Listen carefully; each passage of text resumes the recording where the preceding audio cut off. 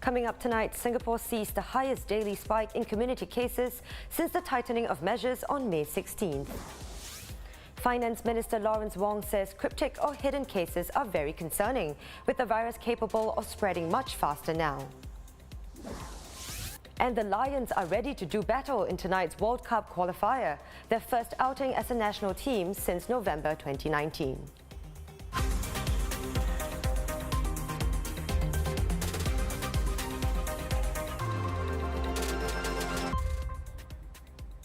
This is the Straits Times Newsnight. Good evening, I'm Chao Suen. 35 new community cases today. Now that is the highest number of daily infections since May 16th, when Singapore entered the Phase 2 Heightened Alert period. 22 of the cases are linked to the Minesville and Napiri cluster, and we'll have more on that in a moment. 11 are connected to previous cases, while 2 are currently unlinked. 10 imported cases were also confirmed today, bringing the daily total to 45, which is also the highest since tightened measures kicked in over 2 weeks ago. Now looking at the situation at Minesville at Napiri, in total the cluster currently has 27 cases. Mines has said that since May 7th, all residents of the adult disability home haven't left the premises for reasons other than going for medical appointments. Staff living at the home haven't been allowed to leave either, except for essential purposes. Every resident and staff member has been tested, with their close contacts placed under quarantine. Now, these cases at Minesville are a stark reminder that there remain cryptic or hidden cases still out there in our community. Today, after a closed-door meeting with the Multi-Ministry Task Force, its co-chair and Finance Minister Lawrence Wong posted a video on social media with an update for Singaporeans. He stressed that Singaporeans should get vaccinated when they can, as an increase in vaccination rates means greater confidence in reopening and resuming activities safely.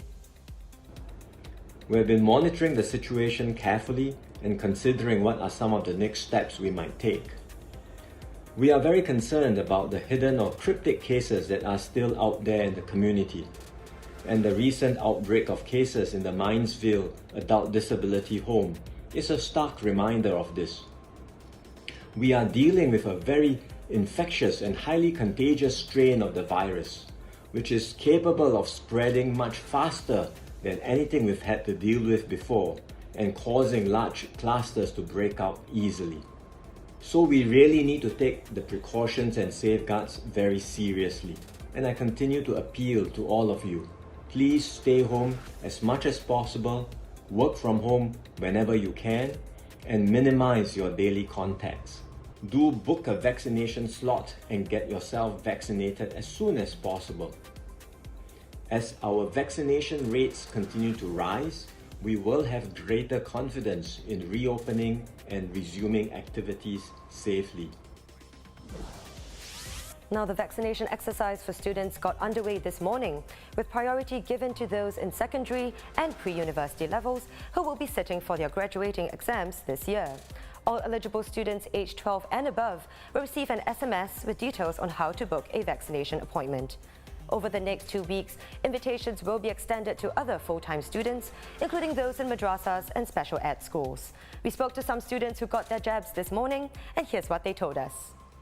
After the Prime Minister released the press statement, the next day, I think around 12 a.m, I got a text from my dad that said like, oh, you have a vaccination appointment to book for. Then we just decided, just get it over and done with and just book it on the first day when it's available. Initially, I was quite scared. I think it's like the thought of it beforehand, but during the injection, it wasn't scary. Like the person was distracting me, and I think it wasn't pain at all. It feels pretty normal because we all since primary school we have been we have been going through injections, so it's actually kind of normal. I've heard of the side effects, I'll have some maybe fever and my arms will sore, but what can be more important than our own health and to control the situation? Now, have you lost your TraceTogether token? Well, you can get a free replacement the first time around. But starting tomorrow, you will have to pay $9 for the second and subsequent replacements. You can visit any community centre across the island if you need to get a new one. Now, just 3% of tokens replaced so far have been for those that were lost for the first time, and 2% for tokens lost 2 or more times. Now, don't lose your token.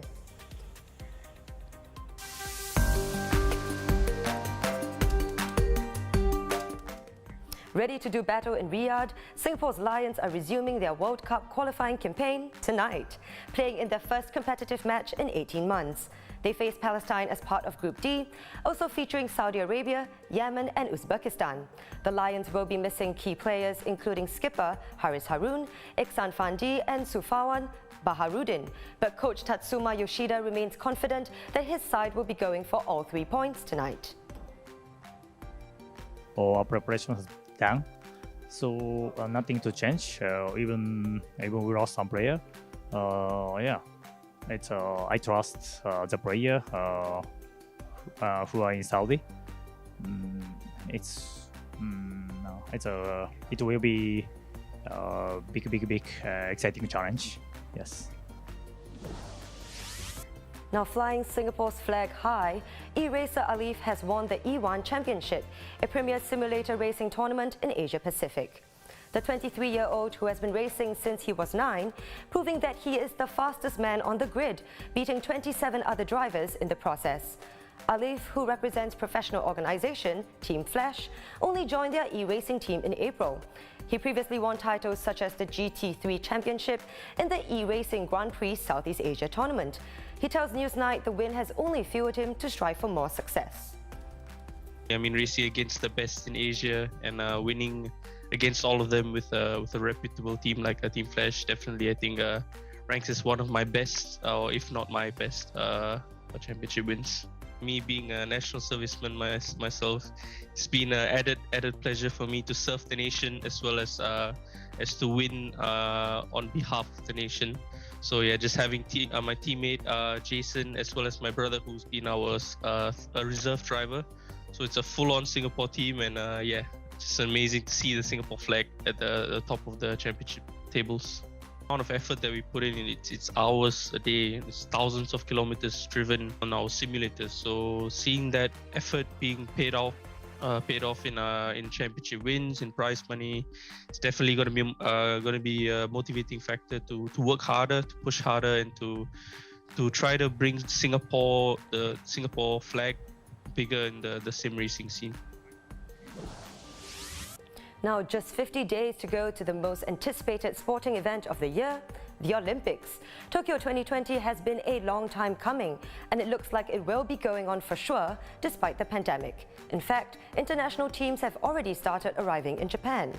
President of the organizing committee ruled out a cancellation or further postponement of the Games, even as doubts continue to swirl among city governments and medical professionals whether the event can be held safely. In fact, just a few hours ago, Tokyo unveiled the victory ceremony podium as well as outfits that volunteers would be wearing. These elements are all made with environmentally friendly and sustainable materials. Fun fact, the podium, for the first time, is constructed using recycled plastic from Japanese household products.